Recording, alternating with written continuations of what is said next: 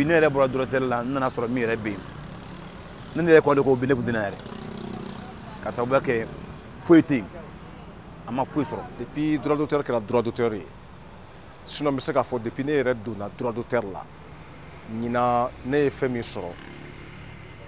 wariko sira fɛ n ma deli k'a ɲɔgɔn sɔrɔ parce que ni ne yɛrɛ tun b'a dɔn wari min bɛ ɲɛ yan k'o de tun bɛ bila ɲɛ ɲinan n tun bɛ sɔn k'a fɔ n ko droit d'auteur mɔgɔw n k'u ka a fara u ka te sɔngɔ kan o bɛ mun yira o b'a yira k'a fɔ covid gera kojugu artistes ka sɔrɔ kan covid gera kojugu producteurs ka sɔrɔ kan covid gera kojugu mali dɔnko n'a seko sɔrɔ kan kosɛbɛ kosɛbɛ fo ka a dama tɛmɛ. Corona ni c'est quelque chose min kan ka to artistes bɛɛ dɛmɛ mais an nana ka n'a ye droit d'auteur la ɲinan wari min bɛ ka di artistes ma a tɛ artistes bɔ a tɛ i n'a fɔ san tɔw parce que depuis 2019 fo sisan an dɔw ma micro minɛ an tɛgɛ la k'a fɔ k'ala bɛ concert kelen kɛ yɔrɔ dɔ la à cause de corona donc an kan ka so sara bɛɛ kan ka so sara i kan k'i ka so sara i kan k'i ka courant sara minnu bɛ loyer la locataire mɔgɔ foyi t'o la. Bana in ye dingɛ min senni a fa man di n'a fɔra k'a fɔ ko covid nana da bɛɛ de tuura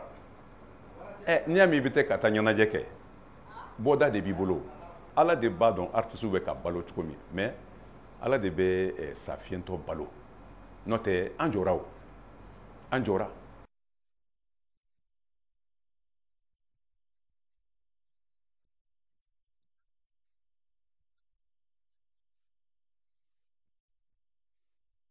La pandémie de la Covid-19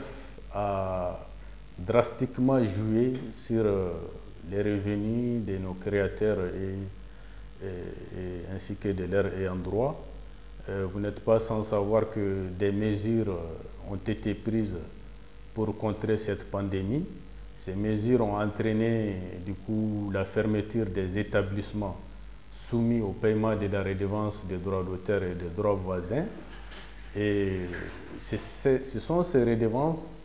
qui sont réparties entre les créateurs et leurs ayants droit. Donc il faut savoir que ces dernières années,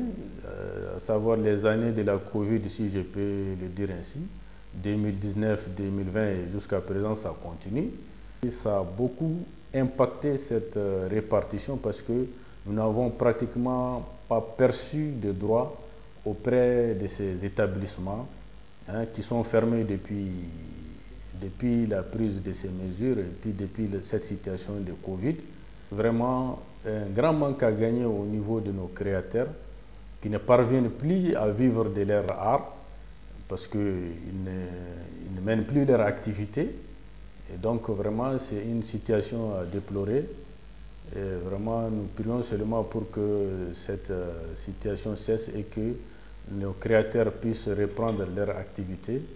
et vraiment vivre de leur art.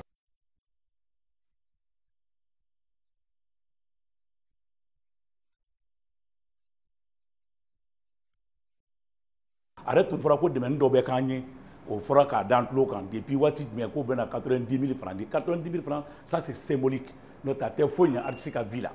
mais a fɔra ko min bɛ di an sigilen bɛ k'o kɔnɔ o fana ma di donc artistes bɛ problème na énorme an bɛ problème yɛrɛ de la donc o appel lancé Mali gouvernement ma o kɛ ko bɛɛ kɛ pour que artistes bɛ se ka survivre cogo min na n'o tɛ n'a tora nin cogo la tan n'a fɔra ko jamana art de don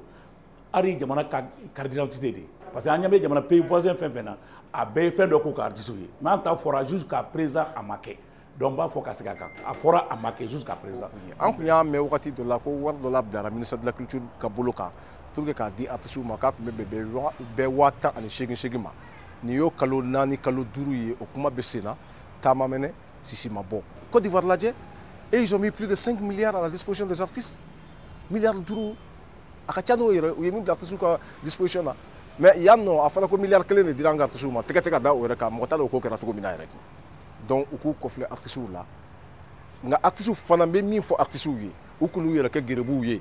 Fini. An tɛ sara kalo la o on n'est pas payé par mois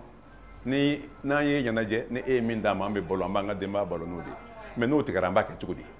artistes dɔw ko catiribɔlaw dɔw ko sinumanbɔla ninnu an bɛ balo cogo di donc covid nana nin de se an ma ayiwa donc